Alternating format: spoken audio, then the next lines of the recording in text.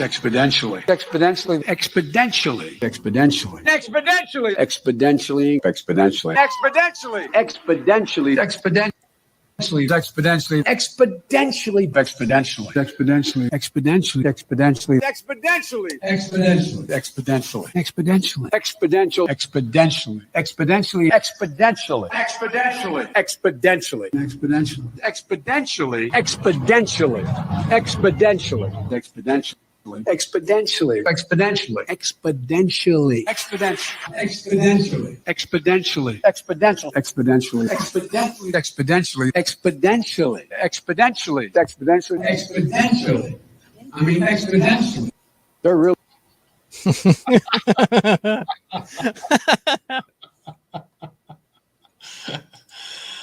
Welcome back to Stick with Cool Frog.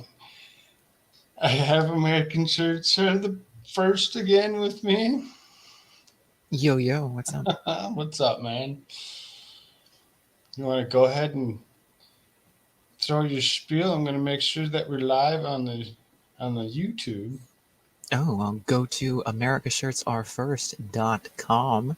You can grab yourself a fantastic 100% cotton t-shirt, no polyester, so it's not dingy or, what do I want to say, scratchy or anything like that. It's very soft, it's very comfortable, nice looking shirts. Yeah, there's the new shirt, the effective supposed treatment options for a certain koofdom virus-ish thing, maybe. You should go check that out and see what you think. You'd be a walking billboard of health to everyone around you.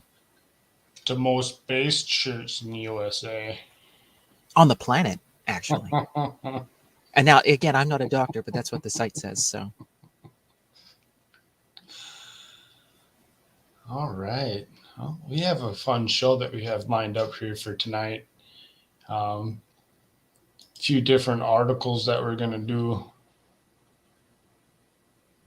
Yeah, which one? I've been watching Nick Rekieta and he was listening to Mark Richards, so I kind of got my Mark Richards going on.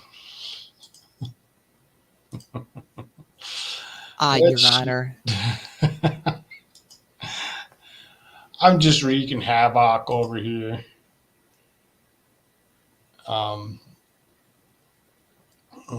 What do I want to do? I think it was. We'll do this one first. This was from the Daily Mail.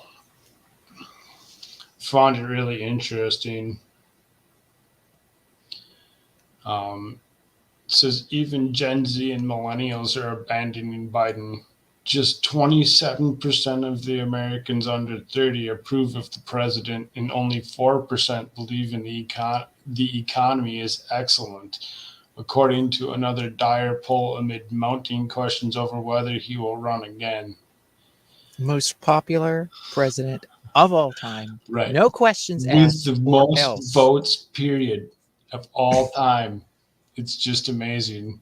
And they made sure he was very popular because they fortified that, you know. Yeah, they fortified that. They made sure that everybody knew that he was the most popular president ever. I don't believe that, but, that's fine. He can be the most popular president ever. He's going to go down as probably the most popular.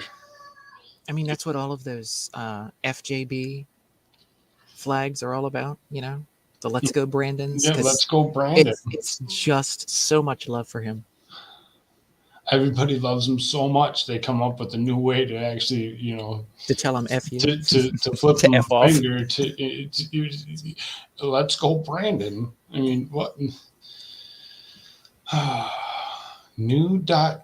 new dire poll shows the president's approval rating stands at 27% among Americans under 30. 27%?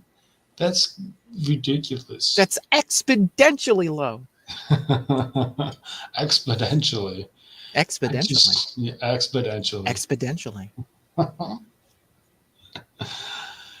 Represents a startling 50-point drop from The Economist in YouGov surveyed Gen Z and millennial Americans in January.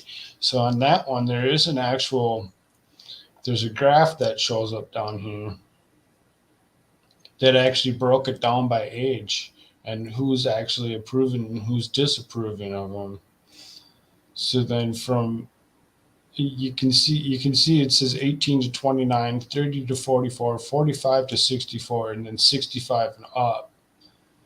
And the green is strongly approves, whereas the red is strongly disapproves. There's a couple of them that are not sure. They're just not paying attention. That's what their problem is. But you can see that graph. It's ridiculous. Somewhat disapprove. Yeah, there's a very large amount of people that are strongly disapproving and somewhat disapproving, like more than what's actually approving. And see, you can see where they got the percentages from the under 30 group or whatever. But even the 65 and up, you can see that they're 53, 54%. Well, I mean, a lot of these polls, they're like phone call stuff. And so, like if you're like some retired 65-year-old woman in your house by yourself, like phone call from these people, she's going to give them everything. So that's what a lot of these polls, a lot of polls and stuff like this do. And this one That's says it that's comes from probably the why the numbers Economist are. / YouGov. So I mean, there's a couple different groups that actually combine their stuff, Yeah. to make this poll. But that's And- probably why you see like towards the top where it's like more gray, and then as you go down, there's more coloring as you get older, this because group there's just here, more people available to talk to. Yeah, like how like the gray goes down more and more. It's because right, more and 'cause more these people are kids giving their opinion some in of that these age group kids anyway. are in college all day long and they don't have time to answer a phone or care to even answer the phone. I mean, my parents are in this group and they probably didn't answer their phone because they're like, telemarketers, and there's more and more people that are just whatever. So I mean, it is what it is. So not everybody answers their phone, but obviously these older Right. ones, they sit home all day long. They ain't got nothing better to do, Right. especially in our economy that we're working around with. But I mean, they say it's the best economy since the 60s or whatever. But The most popular president, did the we know single that? best economy ever. So Oil what is that next prices one? are the best that they've ever been. And the military should be going around jabbing people. I mean, it's just, it's the best America's been. And it's just going to get better because we're going to build it back even better. Yeah. You see, you said it better than he does. He says build back better, because build back better sounds like an actual sentence, correct? Freaking ridiculous. So this one here, this bullet point, this is just 7% of the 18 to 29-year-olds strongly approved of them, while another 20% somewhat approved. So only 27% approval rating from the 18 to 29-year-olds. Well, when we take into effect that for the longest time they started off with it was the older group that they were given the jab, and then it was they eventually made it down to this age group of giving them the jab. So I mean the 800,000 come from these top two groups. The majority of them anyway. We went through that. We went through that the other day, and we got our thing taken down. Yeah. Yeah. So as much as we don't like to talk about it too much, we will obviously You can find that video kind of over hard to Odyssey and not see talk what's up with about that. it. Right. You That can and go Rumble, back I think. right. Do you have that up on Rumble too? It is on. I think I did. Yeah, I did get that one up on Rumble. It's more of a follow along video since it's Right, only because they audio. took my You could only video get the away from audio. me. It's just the audio, right? So I mean, I did drop links in that one so that they could follow along.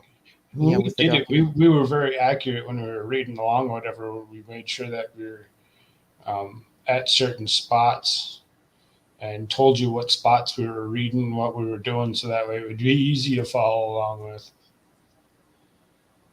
So even though it was taken down, it was kind of interesting how we were able to still keep it up for the most point. Indeed.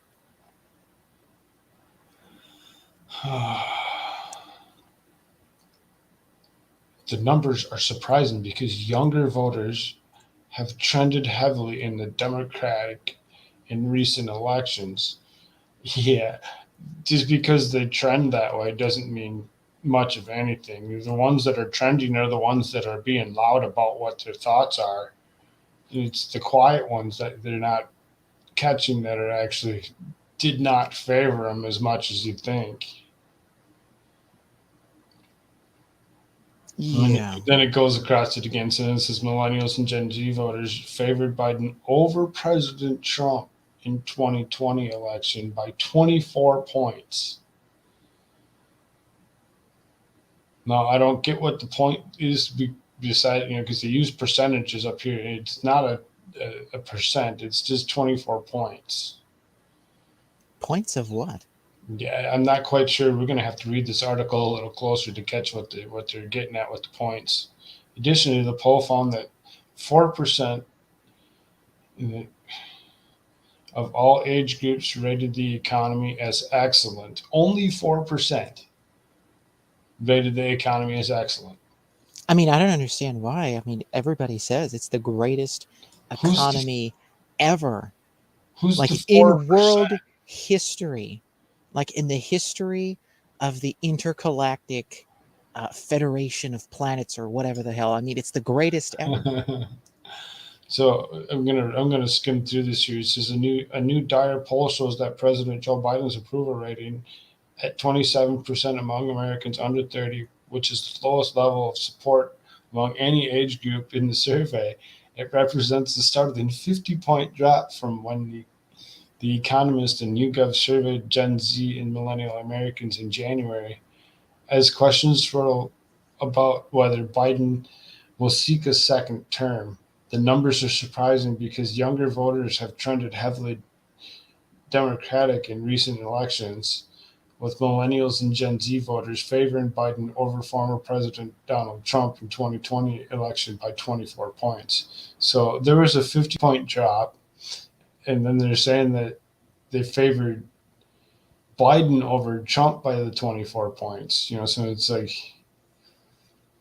That may be some fortification talking there.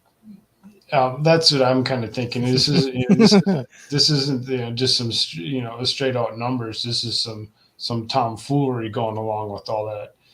Now, just 7% of respondents ages 18 to 29 strongly approve of of the job Biden is doing, according to the new numbers from The Economist and YouGov, with another 20% who say that somewhat approve of the president. Another 27% of Americans under 30 strongly disapprove of Biden's performance, while 23% of those surveyed said they somewhat disapprove.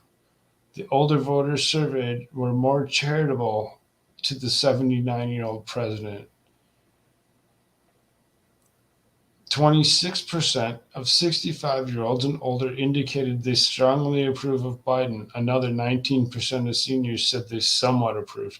So, I mean, it's not that he doesn't have numbers, because he does have some numbers, but why? I don't get it. I don't understand why they'd even still have still have these kind of numbers. Additionally, 23% of the 45 to 64-year-olds strongly approve of Biden, with another 24% in the age group saying that they somewhat of approved. So I mean, the 23 plus 24, I mean, 47%. So that's a 53 that disapprove in that older group. And that's the group that they're figuring was the group that liked them the most. But apparently people just aren't paying attention. And finally, 14% of 30 to 44-year-olds strongly approved of Biden, while 22% said they somewhat supported him. Seniors also felt that the most negatively toward the president, and 46% of those 65 and over are saying they strongly disapprove of his effort. I mean, there's a lot of things that are going on that they go along with that disapproval. Obviously, mandating certain things is just not right. I'd like to use how I had a job one day or whatever, for working factories or whatever. I worked there for like 7 years, and it was the same thing every week.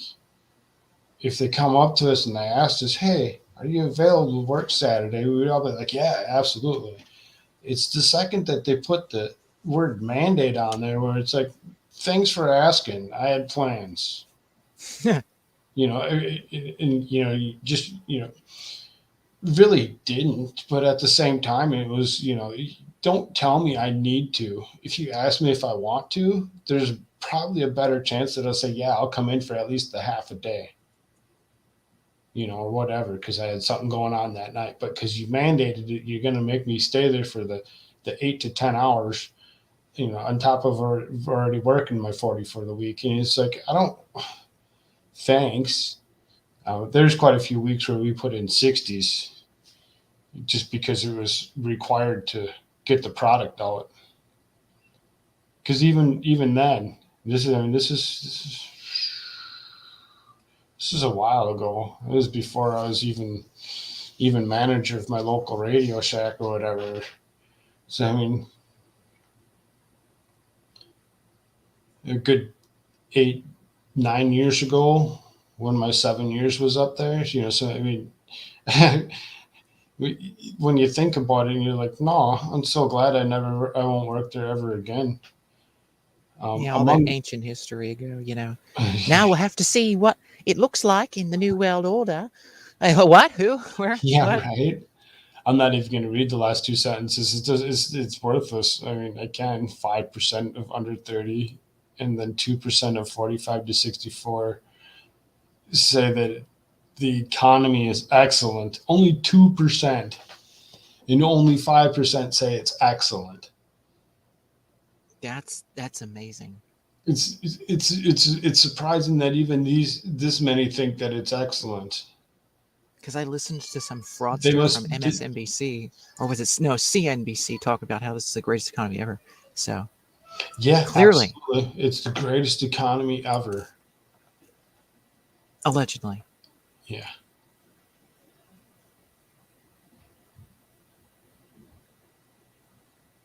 Embarrassing. Polls are worthless. I mean, you got something from both sides of the aisle in comments, obviously. Wonderful news. Now it's time to MAGA. Gee, all four of those MAGA country. all four of those are MAGA people. I'm not going to show more comments on there because I just don't want to. It's going to show their names. Who cares? They dox themselves. Well, I don't need to help them. They don't need my help, showing who they are.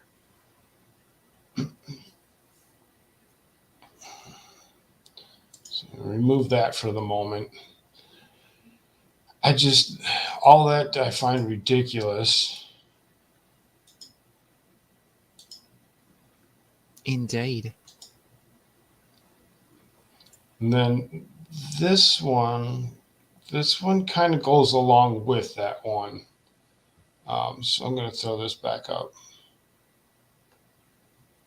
I got to reshare it.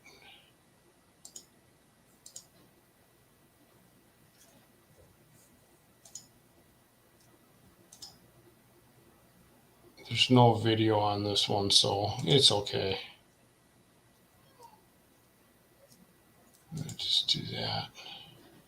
This one's from Breitbart.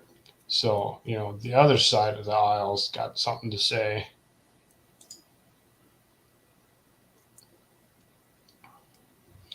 So it says Joe Biden and Kamala Harris now have unfavorable ratings higher than Donald Trump's. Isn't Kamala Harris's rating like in the negatives by now? I think. I mean, you almost think that her ratings would be lower than what they are, but she's ranking really close to about the I mean, same. when you have a as Twitter what video that his has are. 1.1 million people that viewed it, and it's just her laughing for 2 minutes, and it refers to her laughs as being from hell. Like, I mean, Isn't that cute? They're hugging it out. yeah, she's like, die soon, old geezer. So then this one, it's all. This is the poll of polls. These propaganda campaigns have totally failed. Currently, Joe Biden's unfavorable rating sits at 52.6%, and Kamala Harris's unfavorable rating is even higher at 53.3%. So this is an unfavorable rating. I thought that would have been like at 153.3%. And look, this is where Donald Trump was. He was at 52.4 at this point in time. So, 0.2% more unfavorable. And this is with Democrats being polled like 15-1 in comparison to Republicans, or was it like 20-1? So I mean, like, if it's still there, it's like, wow. Right. It's still a thing. And Kamala's sitting at 53.3. This lady better never even try running for president. If she wins anything, I don't know. I would think that shit would hit the fan. There'd be a little bit of fortification going on there if that was true.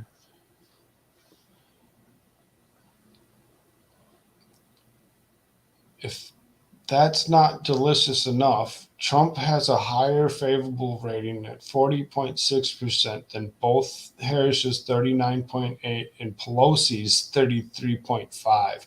That's why I grabbed this article, because it actually showed us the third in charge or whatever. So I'm like, ooh, there you go. So even Nancy Pelosi's doing worthless. Biden's favorable is at 42.4. So Botox Pelosi. This is their favorable at the 39 and the 33 and the 42. Whereas Trump's was at 40 points, a little higher than Trump's at 40.6. And it's all her staffers. So according to what this says, and those sign language people. This is a favorable rating of 42.4, and it was a little higher than Trump's 40.6. So apparently he's doing a little bit better than what Trump was supposedly doing. But I don't see large groups of people forming to sit there and cheer for him and, flying flags or whatever, showing their patriotism for Joe Biden. There's like no patriotism there at all. There's lots of other things like F off. To me, this says one significant thing that puts a smile on my face and a song in my heart. The era of the establishment media being able to gaslight the public is over. So, the public's starting to actually wake up to some of this nonsense, havoc. If only they'd fully wake up to the Reichstag that was the beginning of January of last year. This article I found fairly interesting, though. This is the media's campaign has been coordinated, unrelenting, and as well funded as any propaganda campaign in world history. The media just can't do it. Not even the help of the Nazis and the FBI. Ooh. That's why I found this article fairly interesting, because it's actually. Oh shoot! Did I say that? them Yahtzees. Them Yahtzees. But I found it interesting that happened or whatever. This is not the credit of the American people and the new media, but an indictment of just how transparently craven, shameless, and corrupt the establishment media has become. Of course, the fake media's biggest problem is now bubble they have become. What? Is how bubbled they become. Yeah, Is like in how their own little bubbled bubble. they become, right? So I mean, they're creating their own little bubble of righteousness or whatever, and it's not working for them because people are they're like I said, they're starting to wake up to some of their stuff because of this, because they believe Twitter reflects real life. They have become blatantly dishonest, unapologetic liars and insufferably smug. Their little child loving bubble. They're MAP people, Anyway. Right. So I mean, I found it an interesting article from Breitbart, and it's just showing the disapproval of our current administration. This current administration is not doing what they're actually supposed to be doing, and they're just killing us. But hey, we read yesterday that America always pays its bills, which is why we raised the debt limit again. Right. It always right. Yeah. Always Again, pay our bills we on always pay time, our bills. That's why we have especially when that there is a rabid debt Democrat in office. debt limit. That's weird. There's some weird, strange words to use, huh? Let's raise the debt limit so that because we always pay our bills. If you always pay your bills, you're not in debt. Can you imagine? It's like, you know what? I didn't get to pay my mortgage this month, but you know what? Like, I'm just going to raise my debt limit. I'm just going to ask the credit card company, just give me more room, or ask the bank, just give me more. Just a couple billion, nothing big. Just spread things out a little more. Just raise it up. Raise that limit up for me, if you don't mind. So then to go along with that, I found this other article. This one come from it's on my Twitter page that I actually found it. I suppose I could have gone further and actually pulled up more of an article on it, but I didn't feel like doing it. I liked the graphic that he showed. This is from On Message Incorporated. This is two of the interested parties from Wes Anderson from On Message Incorporated on December 10th. And they did a poll. It says On Message recently conducted a statewide survey in Nevada, not affiliated with any candidate, which included 2 ballot tests of the upcoming gubernatorial election of 2022. The poll of 600 likely voters tested Republicans Sheriff Joe Lombardo of Clark County and former Nevada Senator Dean Heller against Democratic incumbent Governor Steve Sisolak. The survey clearly shows that both Republicans are in an excellent position to win the governorship, with Lombardo holding a slight advantage. Lombardo was the sheriff. Yeah. And you can see the percentages, and it's showing that sheriff is at a 49%, whereas Sisolak is at 40%. He's like, or I don't know if that's a percentage actually. It's not actually. It doesn't actually break it down that way. It's just there's nowhere that it says percent. And then in 2022 election for governor were held today. The candidates were Dean Heller and Steve Sisolak. He's beaten them 49-43. So it doesn't matter which one of these guys actually runs against him. It kind of sounds like they're in gear to actually take those seats, take that governor from them, which would be kind of nice for a state like Nevada to be, catch a Republican governor for once in a while. And that Yeah. that was what I was gonna do in the last few hours. I was gonna look up to see how long this guy's actually been the governor of the state.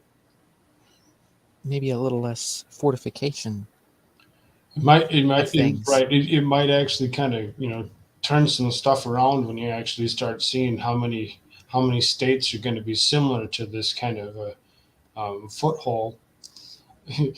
Then I'm sitting here in the state of Minnesota, and I'm like notoriously blue. Almost every single state voted for Reagan. Minnesota voted for Mondale. Yeah, So even before that with Nixon, it was the only. so the thoughts on some of it's kind of hilarious, kind of interesting, kind of funny.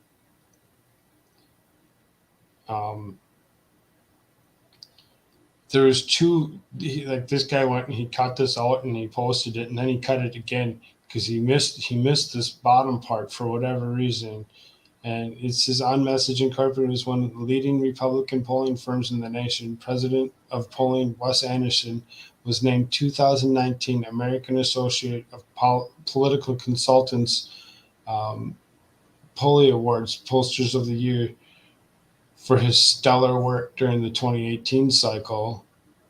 So this guy, this Wes, he's actually pulled up this Wes Anderson. He's actually been one of the better of the bunch that actually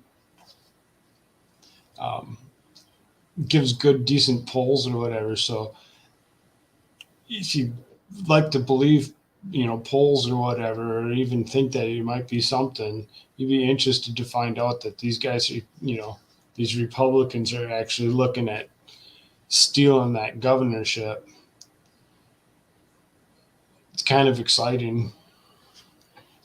Yeah.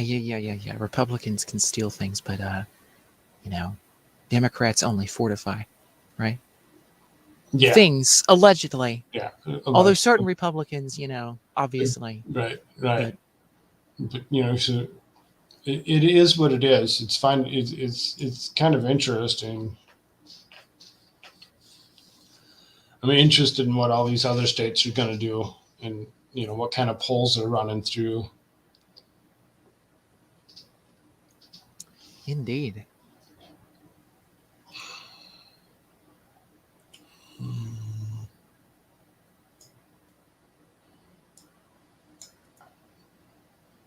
Checking YouTube to see if there's anybody talking to us, because if anybody's going to talk to us, it mean that we don't have a lot of people. We probably have the tendency to probably talk to them.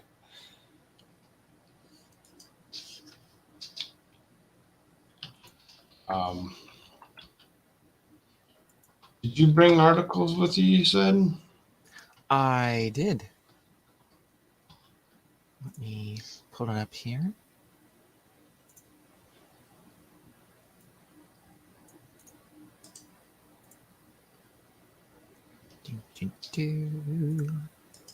Let's see. There now. Just gotta go and hit this thing. Oh.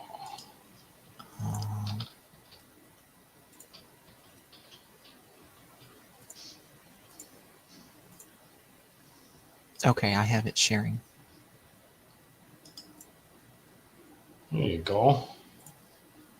Okay. So, wait, is it still up? Did I hit anything? Oh, Okay. It's still up. Okay, good. I was like, oh crap. So, it's from National File. Sixth Circuit Court of Appeals reinstates Biden's vaccine mandate. Jab mandate, excuse me. Pardon my French.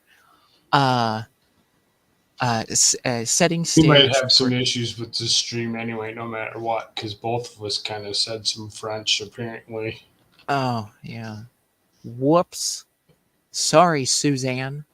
Or is it Susan? Whichever. I believe it's Susan, but either way, thanks, Susan. I mean, we're just reading news articles. We're not doing anything. We're not, you know. How dare you? How dare you? So, I pinned your website to the top of the chat there for what it's cool. worth. So the Sixth Circuit Court of Appeals reinstated Joe Biden's jab or test mandate for 84 million workers. The divided Ohio-based court dissolved the stay in a 2-1 vote that had been issued earlier by the New Orleans-based Fifth U.S. Circuit Court of Appeals. The Fifth Circuit Court had stated that the mandate raised grave statutory and constitutional issues. The record establishes that has continued to spread, mutate, and do that, and block the safe return of American workers to their jobs. To protect workers, OSHA can and must be able to respond to the dangers as they evolve. Now, this was said by the Sixth Circuit Court Judge Jane B. Stranch in her opinion, which was joined by Judge Julia Smith Gibbons. So, and that's the opinion, the majority opinion from that from that court. It was 3-judge panel that they put together. The court stated that OSHA had historical precedent for the using wide discretion to ensure worker safety and, quote, demonstrated the persuasive danger that poses to workers jabbed workers in particular in their workplaces. So, yeah, that's their opinion. I don't agree with that at all. And neither did the Fifth Circuit. And there is a dissenting opinion from the one judge who, I'll bring up that article here in a minute, but this comes after reports that people who have been jabbed. Oh, wait, that doesn't exist. We can't talk about that. Sixth Circuit U.S. Court of Appeals had previously denied the federal government's motions to transfer OSHA's lawsuit to D.C. and hold it in abeyance. And of course, this decision is expected to go to the Supreme Court because that's where they're going to take it. So,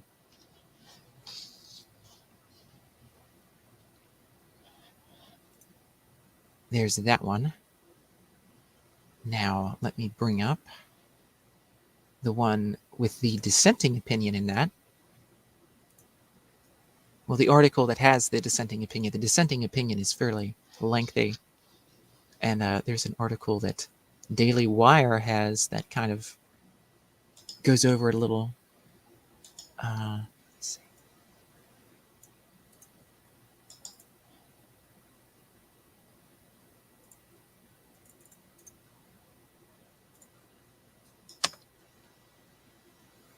Okay, and still a little new to this, sorry, but let's see, share.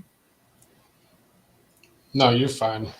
I'm new to this as well, so you can find me at linktree.com/coolfrog.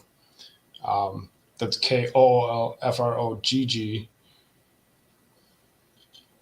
Okay, I got it up. And there we go. Now, yeah, Sixth Circuit Chief, Chief tears apart Biden's mandate for private companies as court denies full hearing. And if I can find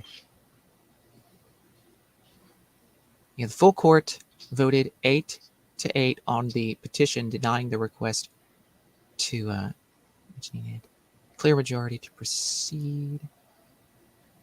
Moore wrote the majority opinion, joined by 4 of the judges in the court, arguing that an en banc hearing on the case was unnecessary. Oh, so this must have been the earlier. Let me see. Sutton, there's his name. 3 members of the court voted against the en banc hearing. I think that's how you pronounce that. But did not join Moore's majority opinion. The judges' reticence to opine on the case suggests that some or all of the judges lists their names, Jane Strauch, Julia Gibbons, and Richard Griffin, may be on a 3-judge panel currently overseeing the case, according to their legal expert people. Now here's Sutton. Here's what I kind of wanted to really get to. Sutton wrote a lengthy dissent joined by 7 remaining judges on the Sixth Circuit's decision. Sutton's 26-page dissent not only argues in favor of an en banc hearing, but critiques the federal government's case, as well as signaling that at least half of the court is deeply skeptical of Biden's mandate legality. So Sutton argues that the Biden mandate, which would force roughly 80 million Americans to be jabbed or be tested weekly for the or forced out of their jobs. So that's the description of the mandate. And You're wreaking havoc all over my stream now. I know. I do I have a clue? I don't know. Does not meet the clear statement rule that Congress must explicitly grant agency sweeping authority before drastic action can be taken. This is a quote from him. Congress did not clearly grant the Secretary of Labor authority to impose this jab or test mandate, Sutton wrote. He continued, it is one thing to tell a worker to don a mask at the start of a hazard-filled shift and doff it at the end. It is quite another to tell a worker to jab on the basis of a risk that exists whether he is on or off the clock, and that amounts to a procedure of this sort, starts with an M, that cannot be removed by the end of the shift. Confirming the point, the Secretary of Labor has never imposed a jab mandate, or for that matter, a jab or test mandate on American workers. The Occupational Safety and Health Act does not clearly give the Secretary power to regulate all health risks and all new health hazards, largely through off-site these procedures, so long as the individual goes to work and may face that hazard in the course of the work day. Sutton's opinion also argues that a stay on the mandate first issued by the Fifth Circuit before the case can be consolidated in the Sixth should remain in place while the legal challenge plays out. Judge John Bush, who joined in the judge's dissent, also wrote in his own dissent, taking Sutton's argument a step further, claiming that Congress could have never granted the Biden administration the authority to enforce its order on private employers. Bush began his dissent. This is a case about the Occupational Safety and Health Administration, but it is not really a case about power. Specifically, it concerns the attempted exercise of a purported power to impose a de facto national jab mandate upon some 80 million Americans that OSHA was never given and that Congress likely could never have given to it. Chief Judge Sutton's dissent ably explains the former defect, and so I join in full. I write separately to address the latter. Whether it uses a clear statement or not, Congress likely has no authority under the Commerce Clause. God, they always use the Commerce Clause for everything in Congress, but still, this is his opinion, that that Congress likely has no authority under the Commerce Clause to impose, much less to negate, the imposition of a de facto national jab mandate on the American public.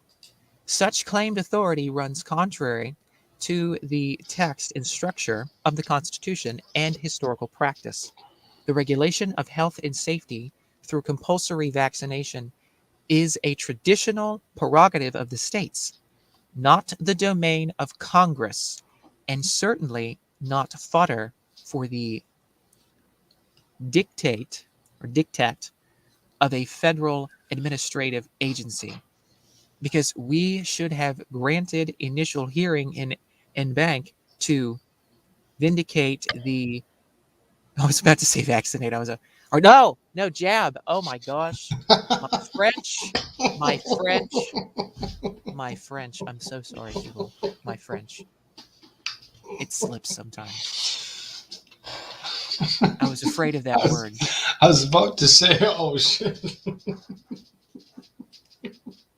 I'm sorry if I get your channel taken down. Just as a notice before time. Because we should have granted initial hearing in bank to vindicate the correct understanding of the Constitution. Sorry, Susan, we'll learn. Yeah.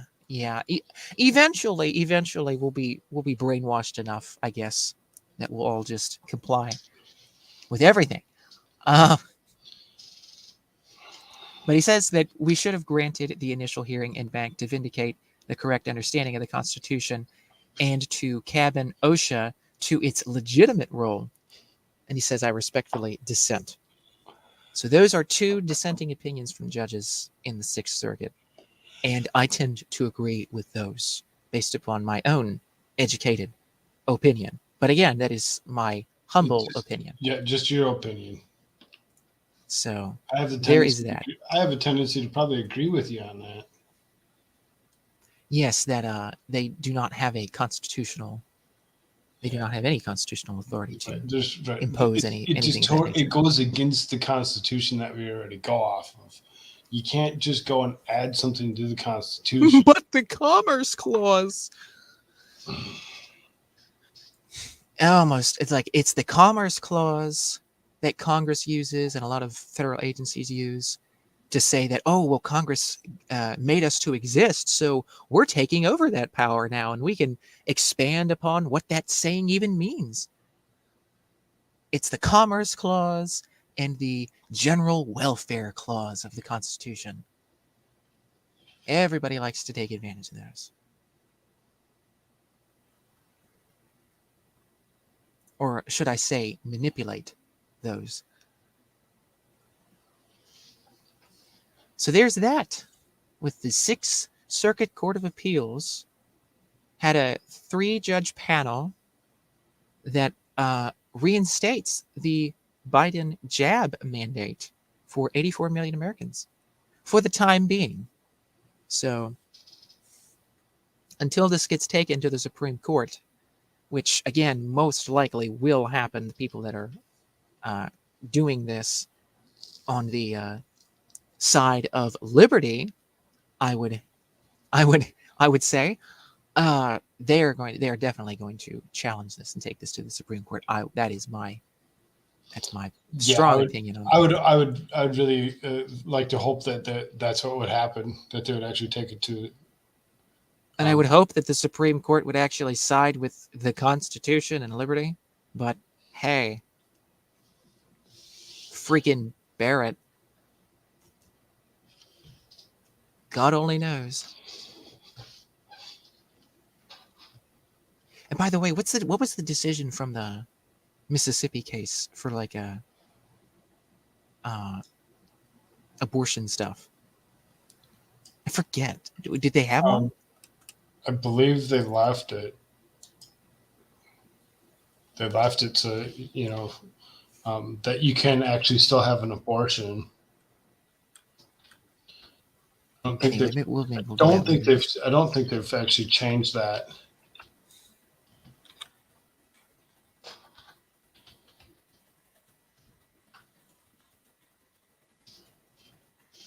Maybe I'm just having a brain fart right now.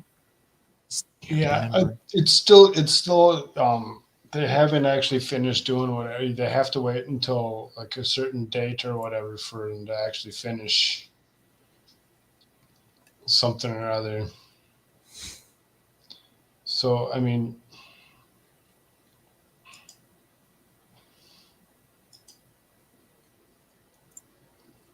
So, anywho's, yeah. I'm trying to see if I can't. do you want to talk about CNN? Or Yeah, do you have something else? No, go ahead. We'll do that one first.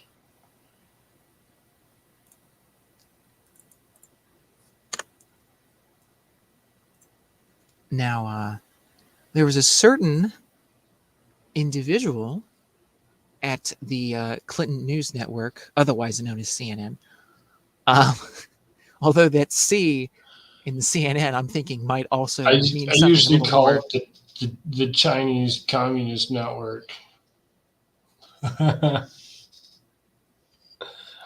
we say that word? Chinese communist. Can Chicom? we say communist? I think so. But the CCN. Hmm.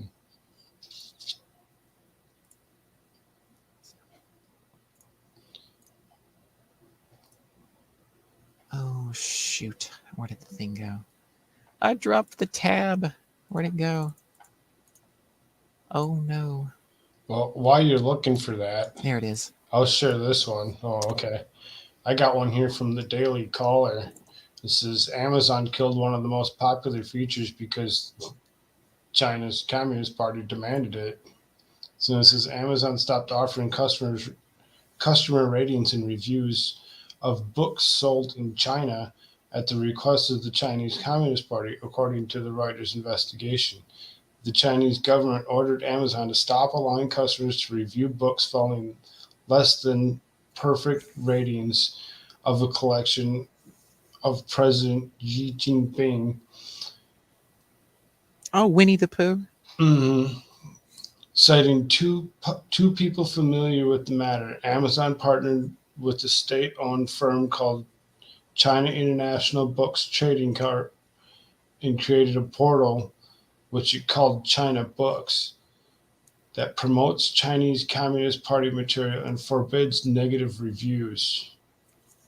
According to forbidding negative reviews on Communist Party material. It sounds like communism. No. According to the internal documents and interviews conducted by Reuters, the decision to create a portal was part of a campaign to penetrate the Chinese e-commerce market and grow demand for its Kindle e-readers and cloud computing businesses in the region. The key element to safeguard. One internal document spelling out the company's strategy for the region read, is the China Books Project. Many of the books sold by Amazon's Chinese marketplace included propaganda materials such as Incredible Jinping or Xinjiang, Stories of Passion and Heritage, which denies the mistreatment of Uyghur Muslims in the Jinping province, which is not true. This right here, this mistreatment of Uyghur Muslims, I Never happened. nope, never. Amazon also According to LeBron James. also took down a link to China's new blockbuster film, Amazing China, because of especially harsh user reviews. In 2018, at the request of the Cyberspace Administration of China, China's online regulator, ideological control and propaganda is the core of the toolkit for the Communist Party to achieve and maintain its success. We are not making judgment on whether it is right or wrong. Really? Nobody can make judgment on it if it's right or wrong. Nobody can say a damn thing about it because it's what they want it to be. Enjoy communism. Seriously sounds worse than almost any other dictator that's run around on this face of this earth. Well, when Klaus Schwab gets his crummy paws on it, well, yeah, that's never going to happen. Allegedly. So, Amazon told writers that it complies with all applicable laws and regulations wherever we operate, and China is no exception. As a bookseller, we believe that providing access to the written word in diverse perspectives is important. That includes books that some may find objectionable. So then if that's the case, why are they complying with that? That's just ridiculous and beyond the point. They say it right there. We believe in providing access to written word in diverse perspectives is important, and that includes books that some may find objectionable. If that's the case, they shouldn't allow this to occur. Is it because Jeff Bezos has a rocket in the shape of a certain part of his body? I guess. Too busy looking at that. Flying to space. We won't go down there. With all of your billions. So there's a ton of comments on it, obviously. I'm not going to read their comments because I'm going to be like Amazon and I'm going to refuse the comments to show.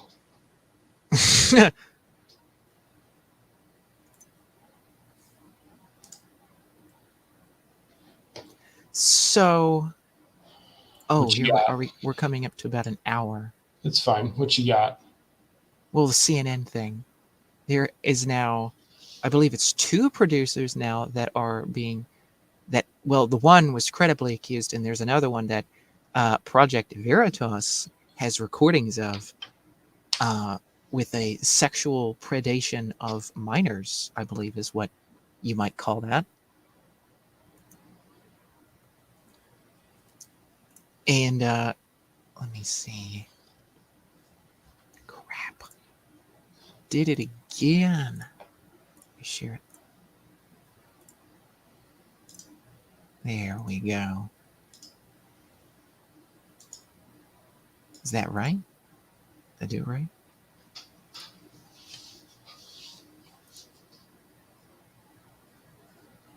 I think I did it right. Oh, it was there. I was ready to click on it and you took it away.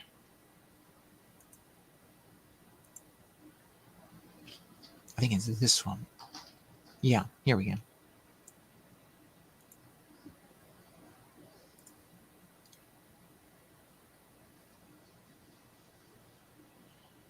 It's up now, so.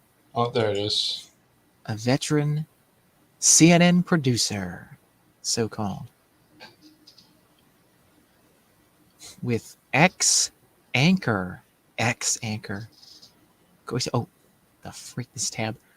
Chris Cuomo, with ex-anchor Chris Cuomo, has been fired after it was revealed that he bragged about luring girls as young as 7 to his home for sexual subservience training. Huh. John Griffin, of 44, was indicted Friday by a federal grand jury in Vermont for attempting to induce minors to engage in unlawful sexual activity. According to the Justice Department, CNN announced his suspension that same day. Well, no surprises there. No, the charges against Mr. Griffin are deeply disturbing. We learned of his arrest Friday afternoon and terminated his employment on Monday, a CNN spokesperson told the Post. This is the New York Post, by the way. Yeah.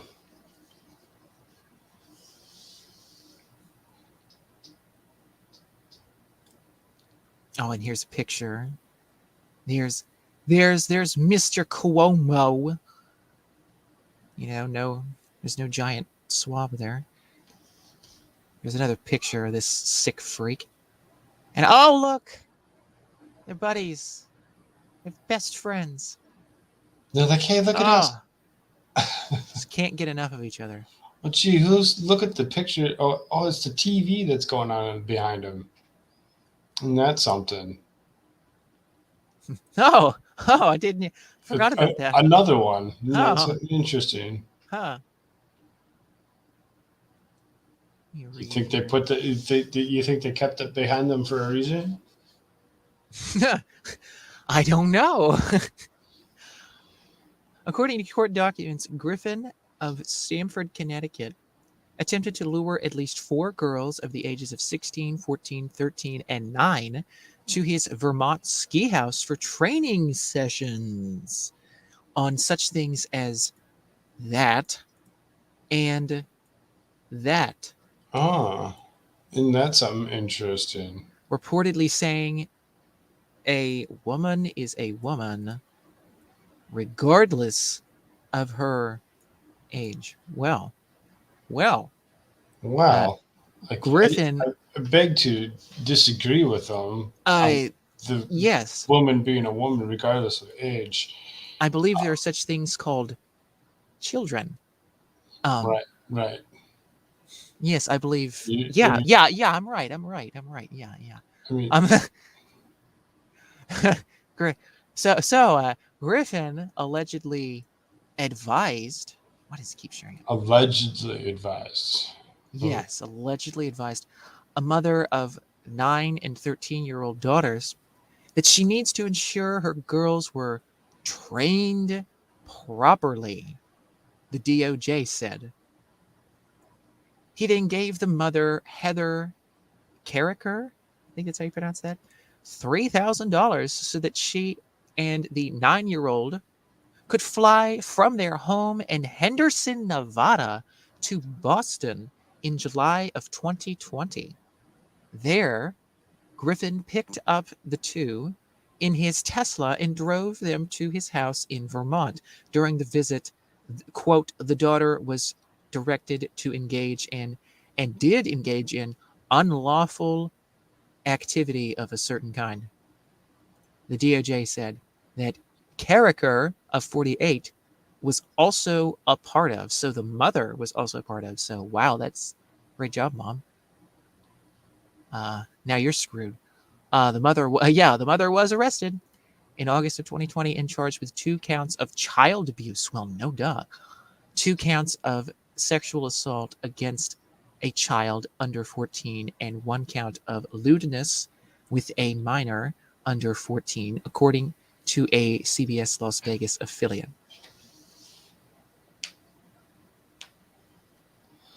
The mother told authorities she brought several of these things with her on the trip. Wow. Nice job. And yeah, again, like I said, they're just best friends. They're best friends. They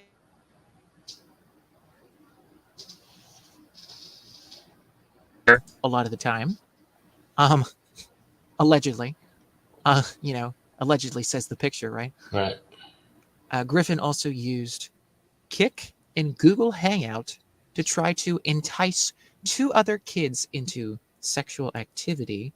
The indictment said, okay, so that's the end of the sentence. So, yeah, he tried to do that. He tried to entice them into sexual activity. the indictment said. So this indictment that I was reading up there against him also said that. So okay, I just want to make that clear because I think I messed it up. In April of 2020, Griffin allegedly suggested a virtual training session over a video chat where he could instruct a mother and her 14-year-old daughter to remove their articles of things you wear and touch each other. Feds want Griffin to forfeit his home and his Tesla, among other possessions that he used allegedly to carry out these crimes. Disgusting. Yes. 100%. Now, there is, let me see. The Daily Mail has, did I stop sharing that? I don't think I stopped sharing that. You have to stop sharing Oh. it anyway. There we go. So let me pull up Daily Mail's version of this, and they have a couple of pictures of the house. And I think his car. Was it his car? Let me pull that up again.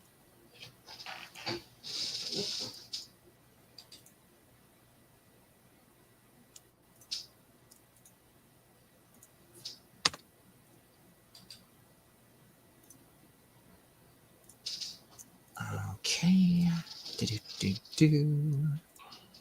Pull this up. There we go.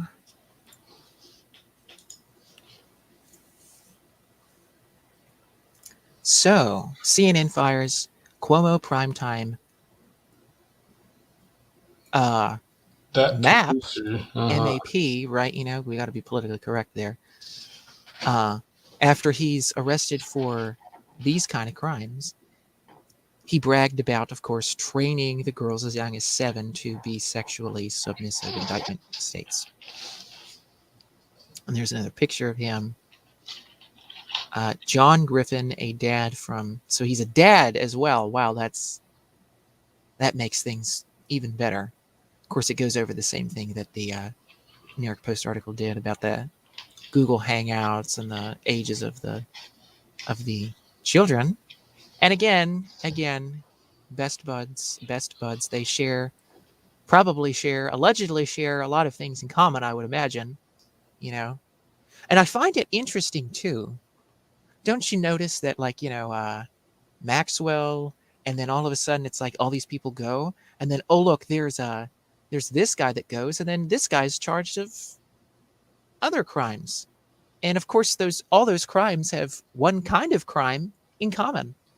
All the crimes that he did, then, you know, Maxwell, and then other people, allegedly, of course, allegedly. But like I said, I think there's a lot of things in common there. Look, there's another lovely picture. Oh, they're in Paris. Oh my, look at that. And then, look, there's the Vermont house, whatever.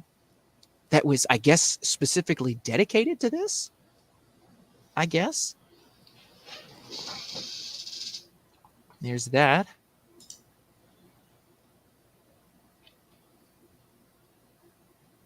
CNN suspended Griffin pending an investigation before terminating him after he was charged with those counts. And there's Chris, and that, if you read this, Chris Cuomo to the left, one of Jim Griffin, right, one of his clients before he eventually became a news anchor on CNN. Now that, I believe, yeah, here it is. John Griffin is the guy who's charged. It's the son of longtime William Morris agent Jim Griffin. So that's his father. And he was with Cuomo before his son was. His son is his producer was his producer on CNN. So that's his son with Chris Cuomo. And there's his dad. Nice little circle of friends that they got there. Indeed, it is a lovely little circle of quote unquote friends. You know, because can't come up with any other word to say right now. That would be politically correct. And oh yeah, by the way, there's this guy too. There's this guy there, Yeah, Billy Bush. Yeah.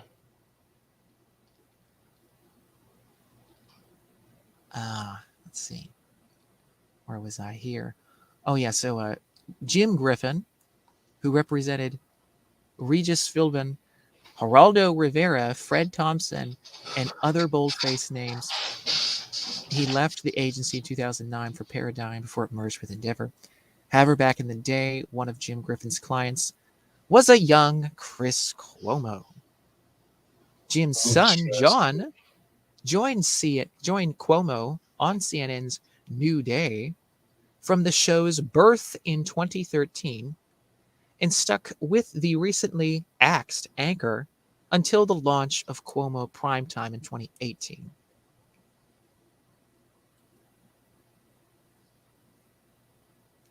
Cuomo had previously worked with Griffin.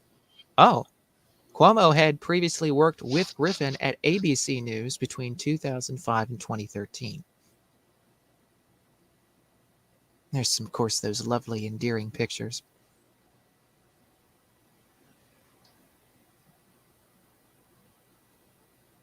Yeah, additionally, federal prosecutors are seeking the confiscation of Griffin's getaway. I thought that said gateway.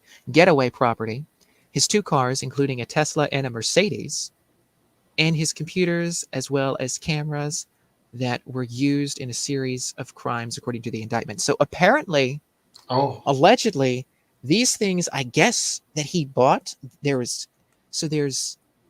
a getaway property, 2 cars, a Tesla and a Mercedes, computers, cameras, were all purchased by this guy to dedicate to just simply dedicate himself to those crimes.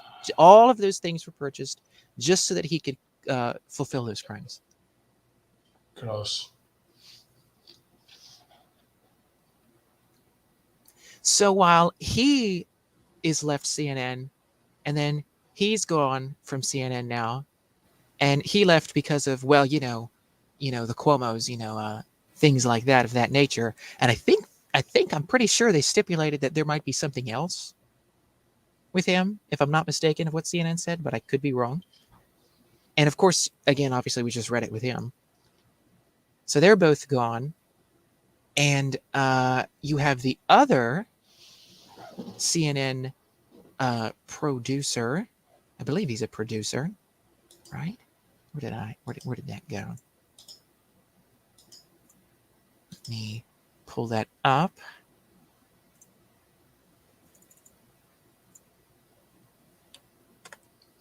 From Project Veritas,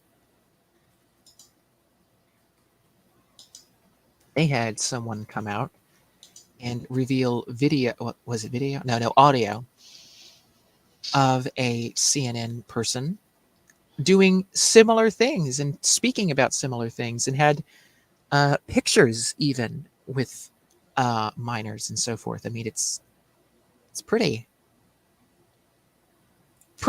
I guess, I don't know. Would you call it a allegedly safe environment for people like that over there at CNN? Allegedly, it is. Allegedly, of course, allegedly. Now, I'm not going to play this, but just so that everybody knows that this video exists. Wait, crap, I screwed this up again.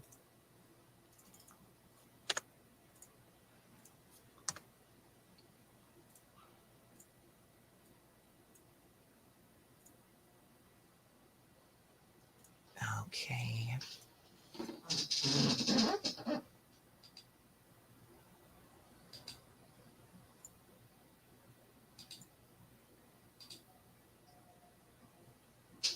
Oh, I hit the wrong tab. Crap. It's this one. There we go.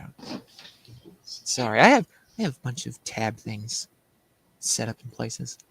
That's fine. But I'm sharing it now. So this is just, still image there, but just so you know, this is a thing.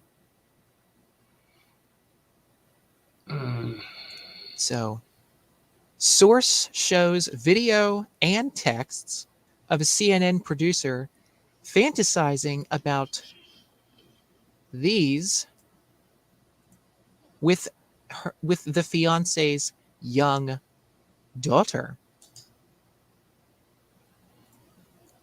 So, yeah. And of course, this whole video goes into I detail. watched That this. I watched does- this video earlier. says it all. So, Yeah, go watch this. Obviously, it's- I'm not going to play it, but No, right. Yeah, we won't play it, but it is very interesting. I did watch it earlier myself because I was curious on what it was about. And yeah, it's very disturbing about this. These guys they need to, you know, it kind of makes you wonder how long they've been doing this kind of stuff. it does. It really does. So then, because we were talking about it, I actually found this article from Time. It says the Mississippi Compromise on abortion would threaten all of our freedoms. This is from the Time, so I mean, I don't know if it's actually that or if it's what they're actually thinking. I mean, freedom to do what? This is the last 100 Freedom plus, to kill babies. right, What the else? the last 100+ days of the ban on most abortions after 6 weeks in Texas have made painfully clear that the future anti-abortion extremists want, not just in Texas, but across the country, and now a majority of Supreme Court justices, having failed to put an end to the Texas ban, seem poised to let Mississippi's 15-week abortion ban stand, or perhaps even reverse Roe versus Wade completely. We are headed toward a world in which zip codes will determine our freedom, our right to control our bodies, and our ability to make decisions for our future. So I mean, they talk about the right to control somebody's body when it's their own. But then, we've read other things where they want to mandate certain things for other people's bodies. The hypocrisy is beyond. It's just ridiculous. So that's why the line of reasoning we heard in Mississippi Solicitor General Scott Stewart, in the line of questioning from Justice Barrett Kavanaugh during oral arguments in Dobbs versus Jackson Women's Health, was so alarming. I mean, it's dependent on who you're talking to and what's alarming and what's not. Abortion opponents are explicitly making a states' rights argument against the right to access abortion, telling the court that it is a compromise to overrule nearly 50 years of enshrined law and leave the decision about our rights up to the states. This is a new bargain for our bodies, the Mississippi Compromise. Why does this feel so familiar? Because we've been here before. When given the opportunity, states have often played with definitions of humanity for political expediency, to bolster their power and to confer an advantage of a specific group. Historically, they call these power grabs compromises, but every time they've been at the expense of freedom. Can I just say, Time Magazine has never been interested in freedom. When you had a certain leader of Germany being the man of the year, and you had another certain leader of, I believe, Russia was also a man of the year for Time Magazine. So I don't really think Time Magazine is all that interested. I believe twice, if I'm not mistaken, has been on that cover. Wait. Say that again. The first person that you named, I believe, was twice on that cover. If I'm not mistaken. Oh. Yeah, twice. And I believe a certain Italian individual. So it doesn't. Also you don't have to be like a good person to be the man of the year. You just have to be a complete authoritarian. But you just have to be like so tyrant. far out there that they're just like, oh, yep, that person's had his name or her name out there more than any other throughout the whole year, and that's who we're going to put on there. So then, Yeah, engraved his name on the foreheads of every one of his citizens, So and was like, "Well, that I live in deserves a." Minnesota. So this next sentence that comes out of this is very interesting to me, or whatever. It says, echoes the philosophy of John C. Calhoun, a virulent defender of the slaveholding South, who insisted that the states had the right to veto and nullify any federal law with which they disagreed. Now, this name, John C. Calhoun, um, up here in Minnesota, where he actually owned property right around a lake that was called Lake Calhoun for years. Within the last 3 years, they changed the name of the lake to Bede-Makaska, which is some native name as opposed to this guy's name. They took his name off of all the streets. They took it off the lake. They took it off of his property that he owned because of his philosophy on slaveholding. Very interesting that they used this guy's name. They bring him up for their stuff or whatever, like he was a good person or something. Well, no, they bring him up to make the side that is pro-life look bad, like they're just like those horrible racist people. Because that's what all of us are full of, is just inner racism. Yeah, all of us. Systemic. So-called compromises about the abortion are being made at the same time that Texas and other state lawmakers have implemented some of the most egregious voting restrictions and civil rights violations. They're systemically stripping people, particularly women, Black, Latino, and indigenous communities, people of low incomes. This one right here, people of low income. That's the deal. This stuff here, you can call people what you want to call them. It doesn't matter what you call them. Even this stuff right here, call it what you want, but every single time it's that. No And matter notice how how they hard always you want try, it's low income. exactly. It has nothing to do with the color of your skin, your ideology, your thoughts, or anything else. It always has to do with low income. Their systemic is that. It's systemic against low income.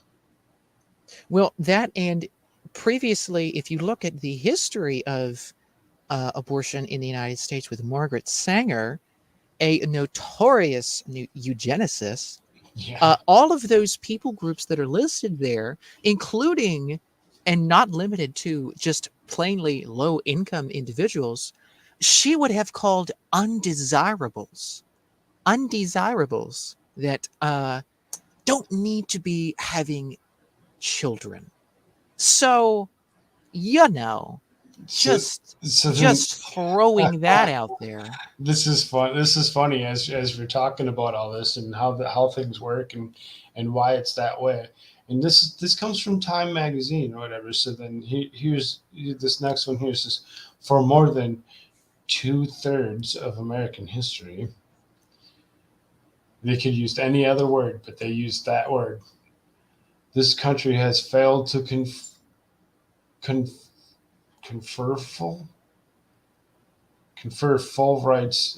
It's not one word. I see it's two words. To confer full rights on women and people of color. You mean the right of certain individuals to, do things to those women? I'm trying to make two words one for some reason. Take them to the abortion clinic and, It's just. I mean, it's interesting. They keep saying, we're fighting for their freedom. Mm-hmm. Their freedom to do exactly what we want and what certain people have always wanted to have done for a while, which is to see certain, numbers of those people not be very prominent. Yeah. But hey, allegedly, right? Yeah, allegedly. If the Supreme Court empowers states to decide who is free and who is not, then once again, people's bodies will will count toward representation and political La power. Présentation. Really? I mean, but there's nothing else that we're worried about that they're taking away freedoms on?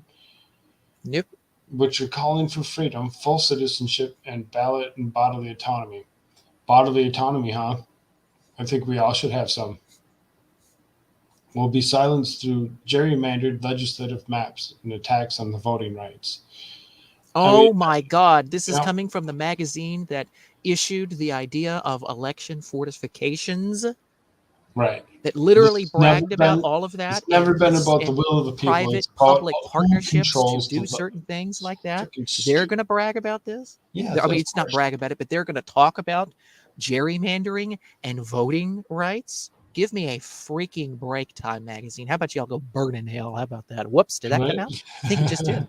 In the last decade, we've witnessed the dissemination of Voting Rights Act, the rise of disinformation, and an onslaught of abortion restrictions. But, just go ahead and lump all that stuff all together, but, skip over what we're all dealing with right now. And because that's not bodily autonomy. Anti-abortion policies force people to continue the pregnancy while the same politicians simultaneously shred the social safety net. Taken together, these attacks will send more people into the tarp of debt and poverty while limiting women's abilities to direct their own lives. At the same time, they're forcing disenfranchisement, gerrymandering, us out of meaningful representation in instituting undemocratic voting restrictions. Well, good thing we're in a constitutional federal republic.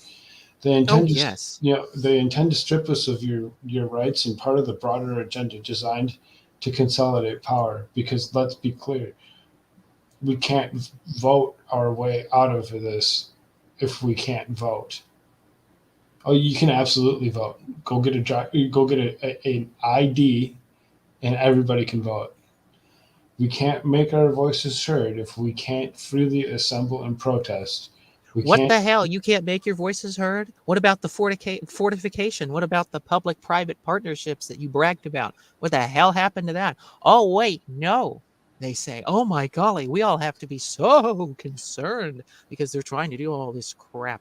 We can't teach our children how we got here if schools are banned from honestly discussing history. They're going to talk about honestly discussing history, but they can't even honestly discuss their own damn history from this past year. But Holy they hell! Want to do away with 1776 and go with the 1619 propaganda. I mean, come on, talk about discussing history. The heck, you got to be kidding me right now. There's much more at stake than just rights to abortion. Even liberty interests under the 14th Amendment is on the line. If the states can decide if you can have an abortion, it could open the door to the states to decide whom you can marry. Or whether contraception is available to you and what kind. If Roe can be overruled, why not Griswold or Obergefell?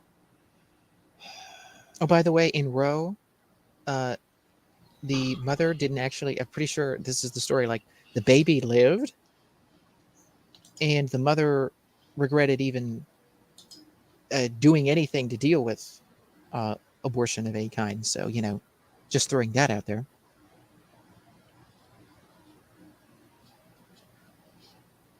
There's simply no way to pull one thread without risk of unraveling the entire tapestry. Unravel that sumbitch. Go ahead, do it. Unravel. Yes, because Roe versus Wade has the same level of legal authority as an amendment to the Constitution of the United States. According to Time freaking magazine, that's true. Take nothing for granted, because in the world where politics trump precedent, there are no safe states. That rage you feel, that's your power. Use it. Yeah, my rage against you. Okay, thanks. Yeah. I will, Time magazine. Thank you very much. that rage that I feel. Yes, I feel a lot of certain Yeah, emotions. this article absolutely upset me because they want to say what they're saying, but then at the same time, there's a video on it I too. feel like there's a common theme in some of the things that we've been talking about today. It all has to pertain to, certain individuals going after children. Don't you think that's the commonality here? Kind of an interest of going after, you know, younger people and children even before they're born. You know, you know. Mm-hmm. So you know what Obergefell was about, right?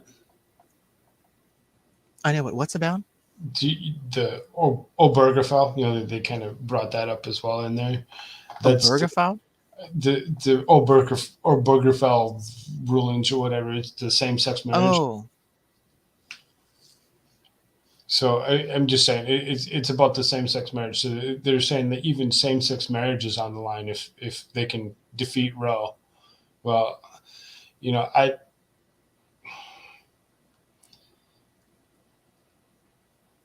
just don't. I mean, again, against the children, because you can't have children if you're not. You get what I'm saying? I mean, you can adopt, but there's no way to conceive. there's no procreation happening. Right. There's no way to conceive, no way to procreate when there's same-sex marriage. So,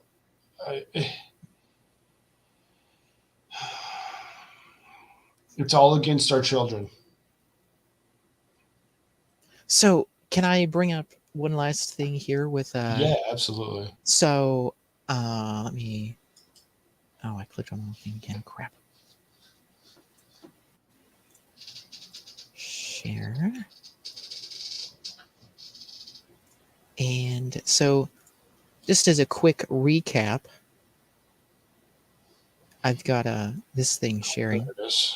So we've got this freak and we've got this freak, right? So this freak's fired because of things pertaining to him and his brother, the former governor.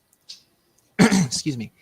And then you have this freak, who's been fired for, other things. And of course, like I said, I'm pretty sure that in the statement was it the statement from CNN or like just the official, he's being fired for such and such a thing, that I'm pretty sure it was left that there was like some kind of investigation still going on or something of some kind. So who knows? Again, look at that picture right there. They're pretty close, pretty comfortable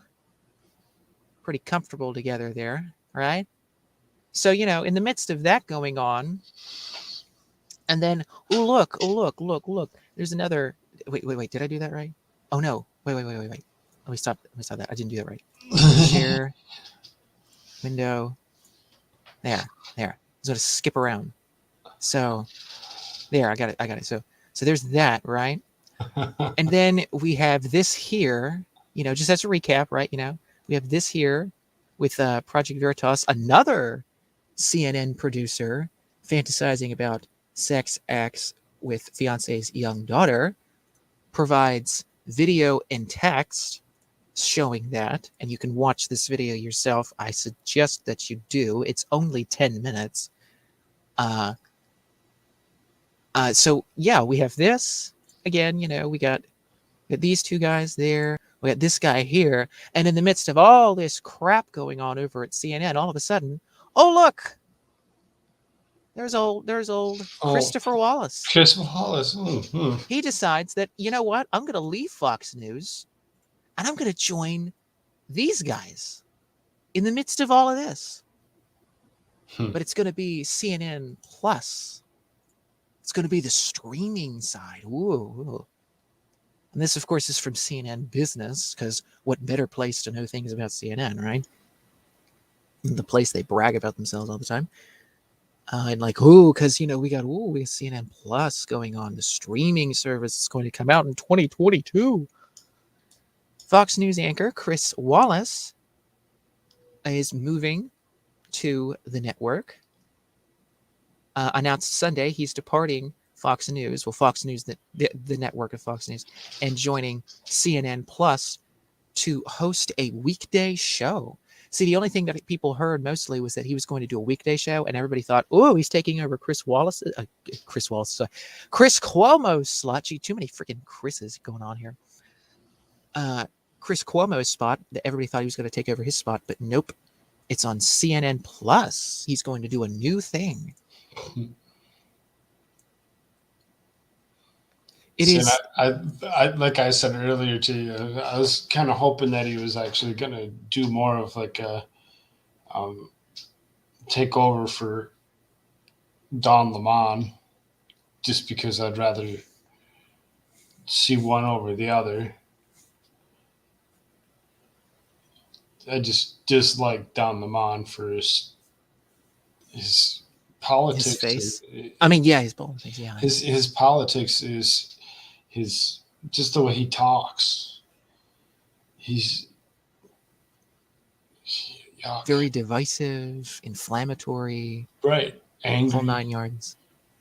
Oh yeah, very angry. Very angry about everything. Just looks like he's disturbed over everything. Should hear him and Chris Cuomo try to sing a song together. That's really disturbing. So this is a quote from Chris Wallace. Because while these other people are there at CNN having a good old time doing their stuff, but then, oh boy, we got caught. Chris Wallace says this is a great time to go over there. He says, "I'm thrilled to join CNN Plus," Wallace said in a statement. "After decades in broadcast and cable news, I'm excited to explore the world of streaming. I look forward to the new freedom and flexibility streaming offers in interviewing major figures like Bill Gates and across the news landscape and finding new ways to tell stories." The story of Bill Gates investing money in jabs. Okay. So CNN Worldwide President Jeff Motherzucker said that Wallace's appointment speaks volumes about our commitment to journalism and CNN Plus, and we are thrilled to have Chris on the ground floor of helping us build the next generation of CNN News. You mean the news network that literally nobody watches unless they're in a torture chamber called an airport for several hours? Yeah. So he thinks he's going to come and he's going to work alongside us independent style people that just, read news articles and form opinions and try explaining to people what, that there are other opinions in the world. Yes, because there's so much freedom of thought and diversity there. Right. He's going to go and try pushing even more propaganda. Of course, another way and take over our types of platforms or whatever. I mean, when you say there's no freedom, because he's as popular as he is, they're immediately going to, algorithm push him to the top of the pile. Yeah, and when you say there's no freedom of thought there, with this kind of thing going on, kind of takes that thought to a whole new level. Yeah. So Wallace at 74, holy crap, had multiple options when his 4-year Fox contract was approaching its endpoint earlier this year. Wallace ultimately decided he didn't want to renew with Fox, according to a person with knowledge of the matter. Oh, of course. Numerous Fox staffers praised Wallace on Sunday. He's every time I hear his name, I always think of his interview with Donald Trump. And at least the one sentence anyway, where he looks at him and he says, "Finally, will you hear now whatever about the white supreme people? Will you disavow them?" And he says, "Sure, but Apparently, that wasn't a thing. Yeah, I agree with you. Look at this. One commentator, Jonah Goldberg, reacted to the Wallace news, as they call it, with a tweet that said, "Wow."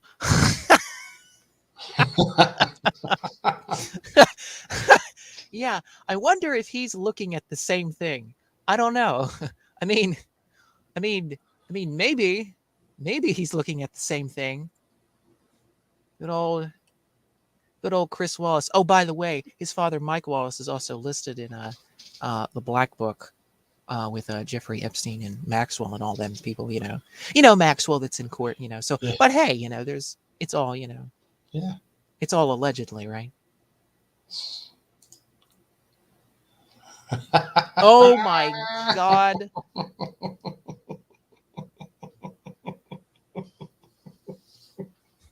Oh my God. I seen this picture earlier, and I'm like, this is hilarious. I had to actually save it because I'm like, yeah, I like that one. That's hilarious. Somebody had commented whatever and said, caption, give me the best caption or whatever. Give me the best caption, yes. Oh my gosh. I was looking at that. I was pulling up that thing with Nancy Pelosi. Oh my God. I saw that. I just saw a glimpse of it. I thought, holy crap. I did comment on it. My comment was everybody smiled for the selfie. Yeah. Because I mean, it's a selfie, so selfies are by yourself, and it's easy, whatever. Oh my God. But I thought that was hilarious. I'm like, that's just, oh my God, that would be a good one just to show a picture. He's going, oh shit. Because he just realized that he missed his ship. He what? Because he missed his ship. Yeah, where's his other hand? He's got his hand, so Oh my God. He's got his hand behind there. Yeah, I mean, the whole thing is just like, what in the world is that? Obviously, it was recent. There's a nice Christmas tree behind him, sitting in the. What to me would look like maybe what the White House maybe. That's I probably another I could be wrong. It could be another set. They literally have built, like, what is it, ever so many yards away from the White House. It's like, what the hell? Like, why do you have to? It's like, oh, it's like a stage, and they come on. It's like, oh, let's sign this thing or whatever. It's like, you do have the White House or whatever. It's like, oh, well, what the hell? We'll just do it. We'll just make a stage prop thing, That way we can take him behind the scenes and, inject him with, friggin' drugs or whatever the hell they do. And then like, pops back up. But yeah, I I need to close that. That's just too much. So then we'll share this one and let you show yourself. Oh. Yes, we like this website. This nice lovely website is most beautiful website in the world with the most base t-shirts on the planet. From this day forward, it's going to be only America shirts. America shirts. From this day forward. I mean, I can't believe he said that, I mean, it's pretty cool. Got a little shout out from Trump there, Got some nice looking shirts going on here. Got some promo spots for some of the people that are out there. Indeed. I'll be making another promo. Still another working on the Americana. It's coming. Yep, it's still coming along since yesterday. Oh, and there's one of those special important people that Chris Wallace will definitely be interviewing I'm on sure his CNN Plus. multiple times. Yes, multiple times, specifically on Sundays in It particular. He might likes be him on his Sunday. forever guest. You just never know. His forever guest. Yes, yes. It's More discount codes to go yeah. around. There's a couple different places that you like to watch I watched these guys today. They actually had a decent Yeah, that's a episode. great podcast. I got a shout out from him one time. I put in a super chat. Nice. But yeah, nice, lovely website. AmericasShirtsAreFirst.com. Yep. And that's how you can help him out. If you want to help me out, you go to hit up my link tree. That's at CoolFrog, KOOLFROGG. Help us out. Throw us some cash. Because do you want to end? We are brought to you by you. So if you want to help us, you want to help us. He is. Well, you're kind of brought to you by other people, because if it wasn't for selling a shirt or two maybe here and there, you wouldn't have much of a business of your own, would you? Nope. Just to have a website. But I suppose. Did you have something else? Can we end out with a little bit of fun?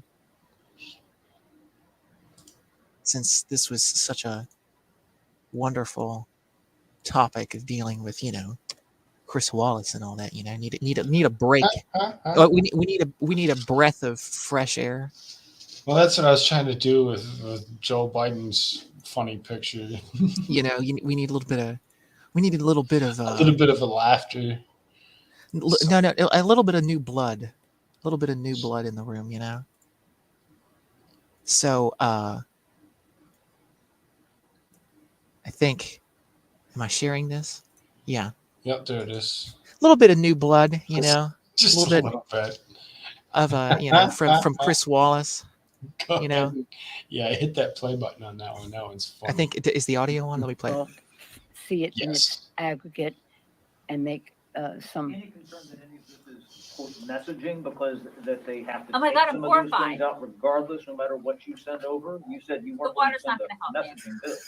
No, we're not sending messaging bill, but we want to be sure that what we send is not birdable or bird bath or privilege scrub. What? Exercises we're engaged, bathing exercises we're engaged in, and we're getting good response. There's no bad answer. It is what it is. There's certain objects.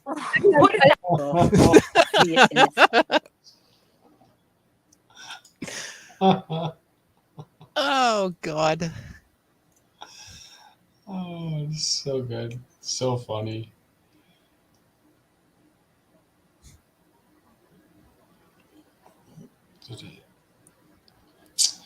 Oh, there you go. So let's see, what do we got left here? Do we kind of timing we got? Really, another 10 minutes or something. Oh, I thought you were going to end it. Nah, well, yeah, let's do it. Again, you want to support him? You can go to AmericasShirtsAreFirst.com. If you want to support me, come to my Linktree /CoolFrog. There's plenty of links to help me, support me any way that you possibly want. If you want comments read, leave comments anywhere that you possibly can, and we'll totally read those comments out, and we'll see what we can do to help you help us. Later. Yeah. Later, peeps.